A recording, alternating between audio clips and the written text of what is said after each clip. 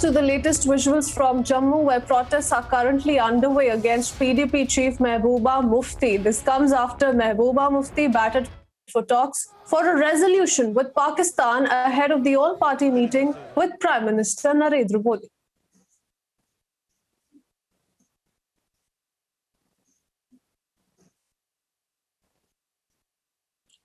Let me bring in my colleague Gursimran, who's joining us with the latest on these protests. Gursimran, of the many things Mehbooba Mufti said before the all-party meeting, for example, how she's open to dialogue with the centre, but at the same time, how the centre must also ensure some confidence-building measures.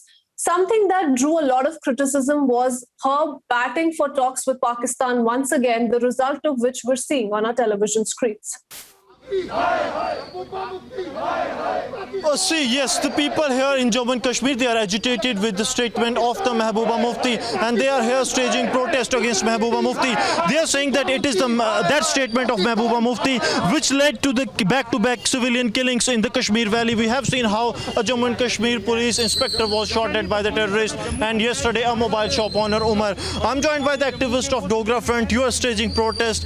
What you are exactly demanding? Our demand is very clear-cut, plain and simple, nothing fancy about it. Mehbooba Mufti should be captured and held behind bars in Tihar jail. You're saying this at a time when she's about to join the all-party meeting called by the Prime Minister Narendra Modi. I am saying this thing because of a statement made by after the PAGD meeting. She's saying that Pakistan is the stakeholder in the Kashmir issue. Kashmir is an internal matter which has been resolved after the abrogation of Article 370.